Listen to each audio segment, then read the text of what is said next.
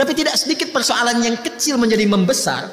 Karena kata Nabi itu tadi di hadis qudsi banyak mainnya. Yang ditampilkan tuh kedudukannya, ya, harta bendanya, egosentrisnya dan sebagainya. Ya, demikian dalam problem kehidupan sosial, di pekerjaan, di bisnis dan sebagainya. Jadi kalau takwanya meningkat, wa man yattaqillaha. Masih ingat teorinya dulu? Kalau ada kata man, ya, man nanti masuk dalam isim mausul, itu artinya ayat itu ditujukan untuk setiap personal hamba. Maka cara memahaminya, ini ayat untuk saya. Hai Adi Hidayat, gitu cara memahami ya. Anda silahkan siapapun namanya. Ya. Hai Adi Hidayat, kalau takwamu engkau tingkatkan, aku berikan solusi. Yaj'al lahu makhraja, dan nggak pakai alif lam makhrajanya. Nanti saat masuk ke situ kita i'rab insyaallah. Di i'rab itu dibedah secara bahasanya. Ya, itu surah 65, kita masih di surah kedua kan? Ya. Itu umum, nakirah itu nggak bisa dibatasi. Ya, artinya di semua aspek persoalan kehidupan, kalau kita tingkatkan takwa, itu diselesaikan oleh Allah, dimudahkan. Wa yarzuqhu min haitsu la yahtasib. Bahkan segala jenis rizki. Rizki itu kan bukan hanya uang, pakaian, tidak. Keturunan, ketenangan, kenyamanan itu bentuk rizki. Itu bentuk rizki. Itu diberikan oleh Allah kemudahan bahkan dari sisi yang tidak kita duga. Ya, ilmu sering saya katakan kan? Al-Baqarah di akhir ayat 282. Wattaqullaha wa yu'allimukumullah. Engkau tingkatkan takwamu kepada Allah, Allah tambahkan pengetahuan. Itu janji Allah. Karena itu orang dulu gak pernah mereka belajar sebelum mereka meningkatkan sholat. Kan selalu saya pesankan dua hal kan? Ya, adik-adik ini ya, kalau mau belajar diberikan oleh Allah tambahan pengetahuan, cepat memahami sesuatu, jaga dua hal. Salat, Quran. Ingat itu ya, salat, Quran. Orang dulu semua begitu. Jadi mereka tingkatkan salatnya dari kecil itu, salat jaga, terutama latihan subuh dulu tuh.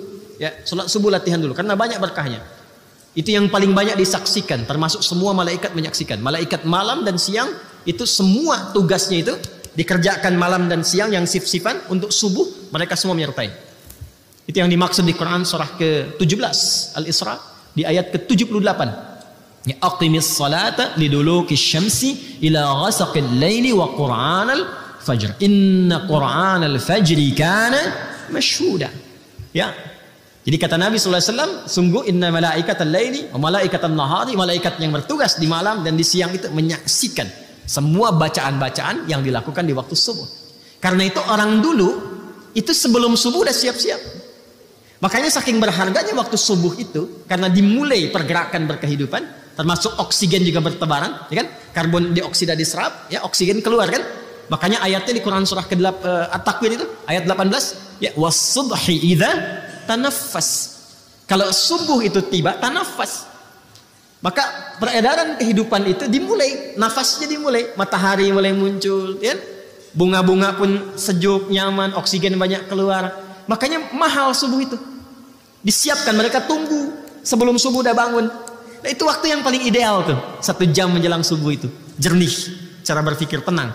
Ya, kembali ke Quran surah Al-Muzammil itu di ayat yang ke-6, inna nasyi'atal laili hiya ashaddu waqa'an wa aqwamu qila. Kalau Anda bisa bangun tuh di antara sekian malam, khususnya yang mendekati kepada subuh, sepertiga malam terakhir, itu sentuhannya ke jiwa menjadi kuat dan keingatan itu dahsyat. Kalau pengen lihat risetnya orang barat ya tentang bagaimana bangun menjelang subuh itu, ya di sepertiga malam silahkan cek risetnya itu. Suasana yang paling menenangkan, meneduhkan, membuat konsumsi berpikir itu sehat dan cepat memahami sesuatu, itu waktunya. Dan kita punya ayatnya. Dipraktekkan nggak gitu? Dia ternyata diminta tahajud itu bukan hanya diminta bangun malam supaya pintar, ya kan? Supaya emosi stabil, supaya tenang, supaya terkoneksi tinggi dengan Allah. Puncaknya apa? Ini supaya dapat solusi. Pengetahuan bertambah. Ingin bahagia? Al-Baqarah di akhir ayat 189. Wattaqullaha la'allakum tuflihun. Tingkatkan takwamu kepada Allah, engkau akan cenderung bahagia. Karena itu di Al-Baqarah di ayat 21 ujungnya ditutup dengan kalimat takwa, la'allakum tattaqun. Ya ayyuhan nasu ubudu rabbakumul ladzi khalaqakum walladzina min qablikum. Tafsir ini nyambung ke yang sebelumnya yang dengan ke Az-Zariyat ayat 56.